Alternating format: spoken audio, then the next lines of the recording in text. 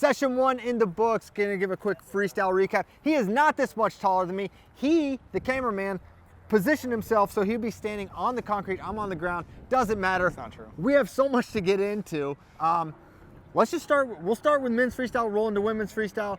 57 kilograms. It's one of the most talked about weight classes for good reason. Right now, the semifinals are set. We'll talk about the semis, and then we're going to talk about how we got there. Top side, Zane Richards versus Spencer Lee. Zane Richards had one match. He took out Luke Liljedahl. It was kind of close and competitive for a little bit there.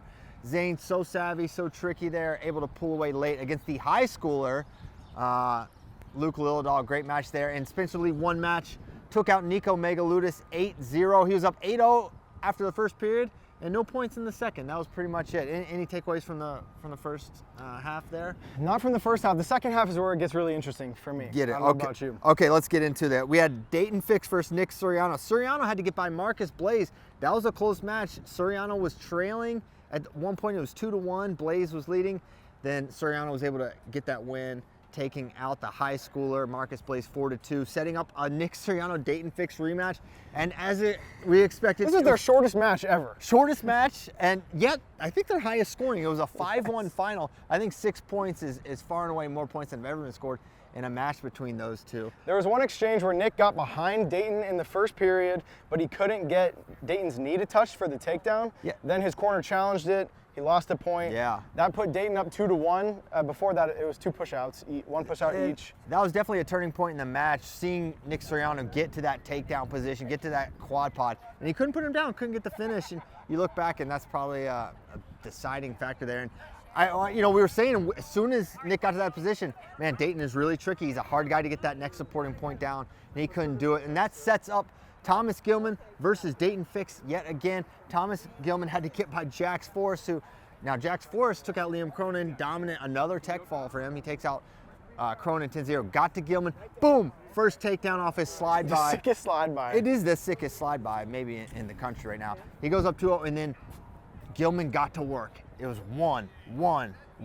Caution, like he just kept getting his step out point, and it ended up being a 5-4 final. Jax was able to get a short drag takedown to make it 5-4, but ultimately he couldn't make something happen in the late. You thought maybe he would have been able to, but couldn't get it done. What were your thoughts on that one? I really thought that Jax was gonna pull it off in the end. Like he had like a minute to come at Gilman, and Gilman, the cut is tough for him, man. Yeah. He looks huge. So big. And it's tough to have a young guy sprinting at you for a full minute, but Gilman just shut him down. Yeah.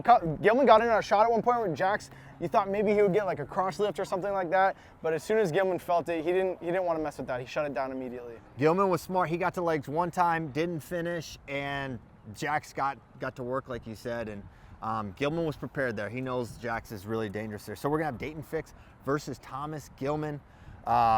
Yet again, that's a Final X.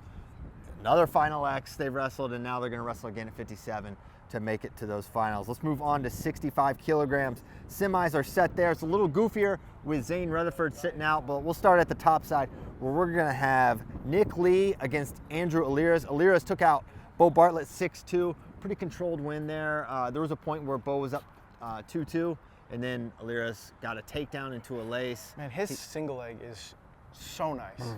Nasty. He hit one like off the whistle. I was just like, man.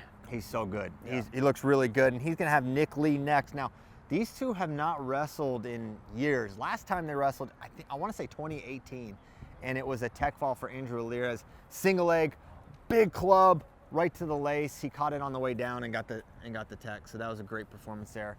But that was ancient history. Since that time, Nick Lee's made a world team, but Andrew Aliras right there. So that's the top semi. Nick Lee took out, who did he take out? Alec Pantaleo. Pretty controlled win there for Nick Lee. Now down below, this has had a ton of action. James Green comes out, he's up 3-0 on Jesse Mendez, and then seemed to fade 3 push-outs, there. right? Yeah, 3 push-outs, I think you're right. And he seemed to just kind of fade, which is not all that surprising. Everyone knows the cut for James Green is so difficult, and it was difficult there. And I thought maybe this year would be a little different because he was off the mat for a while. I thought maybe his body naturally got smaller, but it still looked really tough. Yeah, he can make the weight, but just being that same James Green is a really different story. So tough one for him. And then Jesse Mendez and Caleb Larkin's a story here too.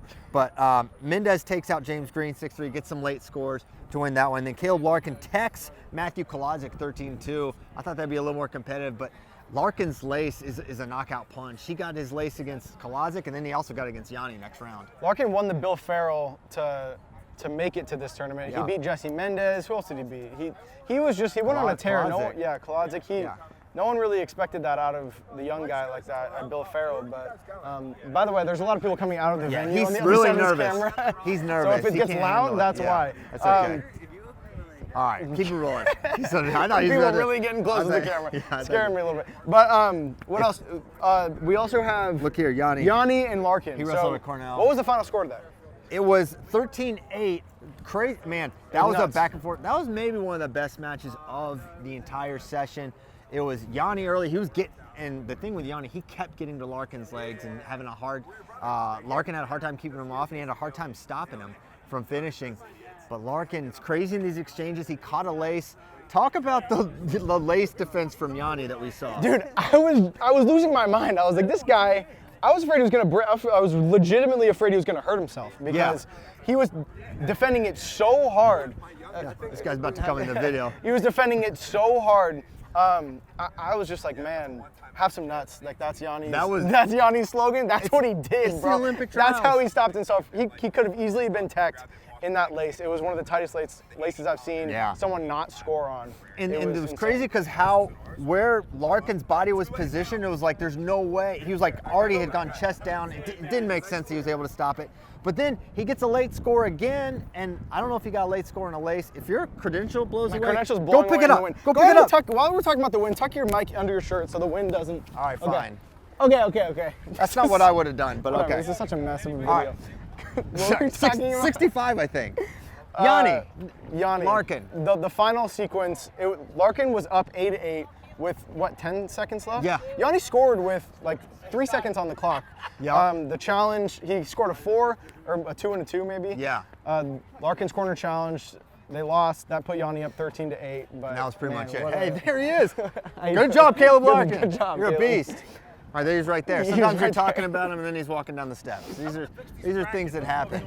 Then, some people just want to talk to us. While we're doing the video. It's kind of hard to lock in here. What's up? All right. Well, see, when we set this up, there was no one really out here. Yeah, then now we the didn't session really. ended, and people are coming I out said, here. Tyler, what if the session ends and people start walking out? He's You like, did not- bro. you said no He's like, such bro. That's All not you gonna were happen. worried about was looking shorter than me on camera. Yeah, and yet I'm still bigger, which is crazy. So nuts. Okay. All right, so it's Yanni versus Jesse Mendez. Winner there, and this is all happening tonight. So Yanni versus Mendez, winner gets Rutherford. That's all tonight. And then Nick Lee versus Lira's, and that's 65 kilograms. That's so fire. Moving on. Moving on To 74 kilograms. Jordan Burroughs had people nervous. He was down. He gave up the first takedown to Alex Facundo, and then had to one, and ended up winning 5-3, no takedowns. And honestly, Was it all 5 push-outs? he might have got a caution and one at one point, or a shot clock or something. But Yeah. all ones. And man, if you're a Jordan Burroughs fan, it makes you a little nervous because not only was it all ones, he wasn't really close to a leg attack takedown at any point, no double legs, but I think we're going to see a different Jordan Burroughs come this evening session, but he's going to have to take out Mitchell Messenbrink. That's going to be an incredible match. Mitchell Messenbrink is a psychopath. He's a psychopath. So before we get to his lunacy, before D. Lockett wrestled Mitchell Messenbrink and lost by tech fall, he teched Meyer Power. We said, okay, finally, we're going to see Meyer versus Mitchell, because Meyer should be able to, he's a college freshman, he was third, junior world champion. He should be able to beat D. Lockett. Wrong, got teched, got smoked, beaten soundly. It's like, okay, D. Lockett's here. D got a score. He might have got the first takedown on Mitchell, and then. I don't think so. Okay, not even that. He didn't. He Mitchell got the first takedown. It was very close. close. Yeah, that's right. Mitchell did some cartwheel stuff. It was a really fun sequence, but there was no score off of it. How about the crazy sequence where he was in the center? There's Drake Ayala. What's up? Good. There was a crazy sequence where he was back to center and his butt was to D. Lockett, and they were heading back, yeah. and D shoved him, and Mitchell didn't move, and he shoved him again, didn't move, and D had to go out there, and he shoved him from the front, and he got attention. It was kind of savage. All right, so then we go down to the bottom half. Jared JQ's on a rampage. Good to see you. It happens. We're right there. Thank you guys. Thank you guys. Watch the old time. Yeah, I agree. Christian talking to Bob Suriano Yeah. off camera. Yeah, talk to you later. All right. So yeah, he's, tough for him. Tough one for Nick. He's too big. There's so many Too people big. just walking So many by. people. Everyone wants Christian's attention. I'm so distracted. Jared JQs wants my attention. I don't know what I said about Jared JQs, but he was mad at you. He seems to think I've said that too. he got up to Christian. He said, "Remember that." Remember that? Is that what he said? I don't know what he said. Sounds but something like that. He said something like listen, nothing against Jared or the JQ's family. Now, did I expect him to do what he just did? Did I expect him to Shinzo, Quincy. Shinzo Quincy? No. And there was really not a lot to suggest that was about to happen, but it just happened. So now Jared JQs is Did going he to beat take him 5-0? Quincy Monday? Yes, 5-0. Quincy, who gave Jason Nolf a really tough match against the Pharaoh. So now Jared JQs versus Jason Nolf. Nolf, he took out Alex Marinelli, I believe, in his only match of this session.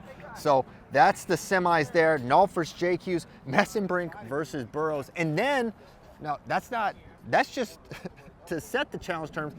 Then the winner of Burroughs, Messenbrink, and JQ's Nolf are going to wrestle tonight as well. So it's not just that, because Kyle Dake's sitting out there at And the winner 74 of that will kilograms. wrestle Kyle Dake twice tomorrow. Well, Yes. 3 times. Indeed. Okay, moving up to 86 kilograms. Aaron Brooks versus Alex Daringer is the top semi. Brooks took out Connor Mirasola. Mirasola beat David McFadden soundly, and Mirasola looked pretty good. Mirasol got the first takedown on Brooks. He got a takedown on Aaron, who did not get taken down all the NCAA season. Nope. And nope. he's also going to Penn State. Did I mention that? Yeah, he's going to Penn State, and I think he's going to be all right. He really wrestled well. Ben tweeted out, because the arena obviously erupted in applause. They were like, can't tell if they're happy that Aaron won or happy that they get Connor Mirasola for the next 4 years. Yeah, So that's there's lots to be happy about if you're a Penn State fan watching that Yeah, match. finally some good things happening there for the Penn State fans. Okay, so Daringer took out Mark Hall, 5-2, and then down below, all right, we got a lot of action happening here. So Trent Hidley took out Carter Starachi, but before we talk about that match, Starachi Downey happened. Downey came out, he got the first takedown, and then he gets the crotch lift. It's 4-0, and it's like, oh, is he about to do it? And then it was a 6-minute match, and Downey said, he never said, hey, I'm in great shape. He's like, that's what we're gonna find out. And we found out he's not in, he had some funny tweets afterwards. He's like, they're not better at wrestling, they're better at breathing. Yeah, they called them air hogs. They call them air hogs, which is a great line, great spin zone from Pat. I hope this inspires him to get in shape and get back in the wrestling scene, because he injects some flavor. And I was talking with our guy Reed, he's like, man, think about the power of 2 tweets with Downey and Starachi. It made it the most anticipated match of First round this match session. for sure, yeah. Yeah, and it's like, that's all, people are just waiting for something to get excited about, for the fans to, get behind and pick a side. So that was crazy, but then he fell off a cliff. He took a hilarious injury time, and then It was really funny. and he had no one in his Even the corner. trainer walked up, was just like laughing as he was walking down. Because he was holding his He stood ankle. up and he was just like, and then the trainer comes up and he's like, my knee. Yeah, it's his ankle, knee, lower body injury. It was pretty funny. Who knows what's going on there? But Hidley Starachi. So Starachi told us yesterday that if he comes back next year to wrestle at Penn State, he might go 197. Then he wrestled Trent Hidley, who wrecked every 197 pounder not named Aaron Brooks this year. Yep. And it was such a competitive match. Extremely competitive. There was a point in time he double underhooked. Hey, he double underhooked Hidley, and took him down. Took him down. Yeah, really impressive. And the other thing we're noticing, and think about this. He lost 6-4, by the way. Like a week ago, we were like, he's going down to 74. And I think he was thinking that too. And then he goes up to 86, and he's big. Every big. Big. Like, he did not look much smaller than Downey. He did not look much smaller than Trent Hidley.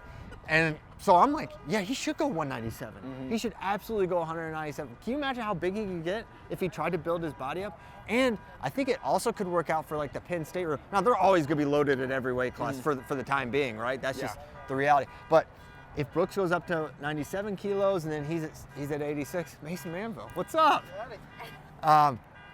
So that could work out well too. But yeah, Carter Starachi, 197. What's up? Hey.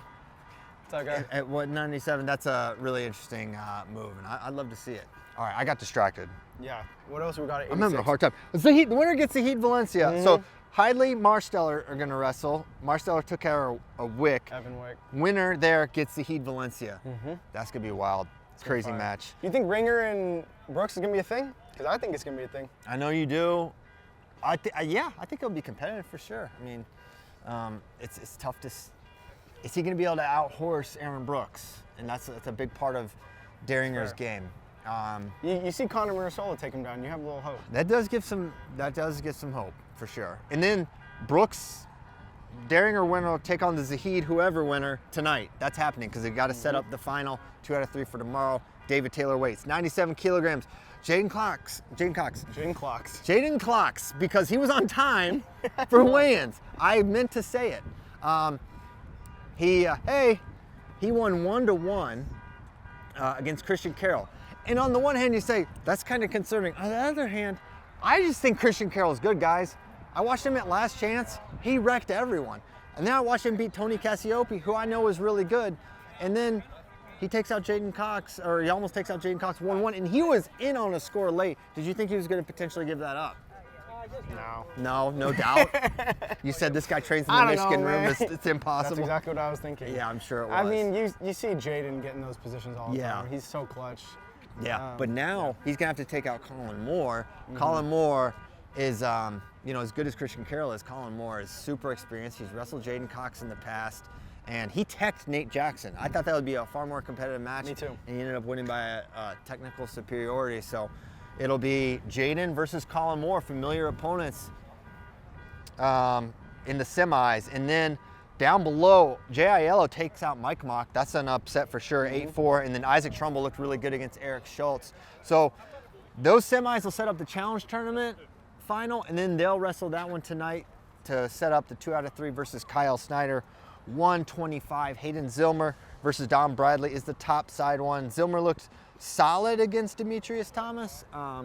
Maybe not his old form, but it was enough to get his hand raised, and now he's going to have to take out Don Bradley, who took out Wyatt Hendrickson. Yep, that was once again a high-scoring match, 12-8 final there for Don Bradley. Good performance by him. Now down below, Daniel Gregory Kirkfleet, a 10-0 winner over Christian Lance, and then we saw Nick Gwizdowski tech Jaron Smith. We knew it was going to be Kirkfleet versus Gwizdowski. There's no doubt about it. So we're going to see that one tonight. I'm so excited for that. That's going to be a great match. It's one of my most anticipated semis. And then we'll get the winner there. We'll have the challenge tournament final tonight, setting up a match against your guy, Mason Paris. He's my friend. He's your friend. He's your friend, you know him. Okay, so let's go 50 kilograms, women's freestyle. Audrey Jimenez looking like a beast, taking on Erin Golston tonight. Samara Chavez taking on Sage Mortimer. At 50 kilograms, Sarah Hildebrandt sitting out, waiting on the winner there. What I saw from Audrey Jimenez, she looks every bit the part. It's funny watching her. She's wrestling Nyla Valencia, and she's like this massive favorite. And then it's like, wait, this is a high schooler. She's in high school. She wrestled in the high school state championship this year. You thought that match might have been competitive? Yeah, I was like, that's good. Could be interesting. Not remotely. And that's no shade. It's just Audrey is on that level, and that was the thing. That's what I wanted to see the most. It's like, can she tighten it up with Sarah a little bit, or Sarah's just far and away better? And down below, Sage Mortimer taking on Samara Chavez, and also Golston really tough. She has so much experience. She's really quick to the legs. She's got quick ways to score. That'll be an interesting matchup against Jimenez, and then Samara Chavez, Sage Mortimer on that bottom half, setting up that challenge tournament final. Winner gets Sarah Hildebrandt. Very daunting task against the multiple world medalist. Valerie Baker going to take on Vilas Kusa in the top semi at 53 kilograms. And I've been impressed with Haley Augello since she's returned back to the mat. You know, she was a Olympian back in 2016 and was always right there, and she was right there to win a medal back in 2016. Kind of took some time away from the sport. Now she's back. Izzy Martinez in her corner, and I've been impressed with what Haley Augello's been able to do. And at 53 kilograms, we've got Dom Parrish sitting out. Now the big shakeup here at 53, we thought we were going to see Jakara Winchester at this weight class, but we always had the caveat: is she going to make this weight? Is she going to make? Because she qualified for this weight at 62. At 62 kilograms, like 9 kilograms. That's a lot, and she did not make it. She made it close, I guess, because she is in the bracket at 57 kilograms, where she has a bye to the semifinals. And I think Jakara's a pretty good favorite to make it to Helen Maroulis. Xochitl Motepetis and Alex Hedrick sit up top. Jakara will await the winner of Nettie and Rodriguez. But again, I think that Jakara Winchester is going to be the favorite there in that matchup. All right, moving up to 62 kilograms. We've been talking about this one, I think the toughest weight class of all the women's freestyle weight, 62. So many world medals. Yeah, Jen Page will await the winner of Velty and Ashlyn Ortega. Velty, world medalist, multiple world teams, really, really tough versus Jen Page. That's a really tough challenge tournament semi. Then we got to get to the final. Macy Kilty awaiting the winner of Lang and Nwachku. Nwachku is a beast. She had a tech fall in her first match and have to assume she's going to be able to get to Macy Kilty, setting up a really exciting challenge tournament semi. And then we'll have that challenge tournament final. Winner gets Kayla Miracle, who's like, I'm so happy I'm sitting out this. You know, she's like, this bracket is savage. I'm happy to not have to worry about it until tomorrow and just have to beat one of these ladies because they're one of these world medalists. One of these world medalists I'm going to have to beat. Moving up to 68 kilograms, Forrest Molinari, your top seed, and she's looking like an 11-0 winner. She's going to have Drury, who I have not seen wrestle before, actually. But she took out a very tough Alara Boyd, which is notable for the top half. And then down below, we've got, I got to swipe, Lara Mindy could be taking on Alex Glaude. Glaude wrestled in Final X in the past. She'll be a favorite there to make that challenge tournament final. But Forrest Molinari, a pretty sizable favorite to make it to Amit Allure, who has looked all but unbeatable, maybe giving a little hope at Pan Ams and down at 68. Does that change things? She's changed things. She's been up at 72 kilograms. And so now down at 68 could be a different deal. Okay, last weight class.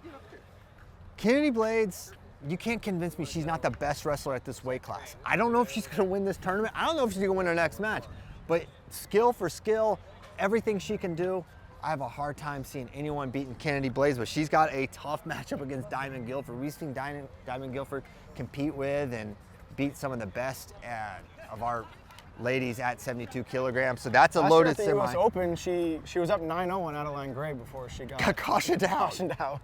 Unreal. Okay, and then down below, Yelena McCoy had Kylie Welker. They're going to wrestle again. They wrestled multiple times in the past, including a couple times in the college season. Welker got the last win, but they've gone back and forth. And then they'll have that challenge tournament final, which is going to be thrilling. I mean, 76 kilograms, as good a weight as we have here. I mean, it could be 62. But 76 is no joke. And that is a wrap. That's a quick freestyle recap. I don't think it was quick, though. I don't know how long it took. Let's see. I feel like we've been here a while. We got 23 minutes and 35 seconds. That's not bad. But we're probably going to chop a little bit off the beginning. A little bit off the beginning, where you position yourself so you can look bigger than me. But look, see, now I'm bigger than him. That's how this video is going to end. I'm going to edit that out. All right, see ya.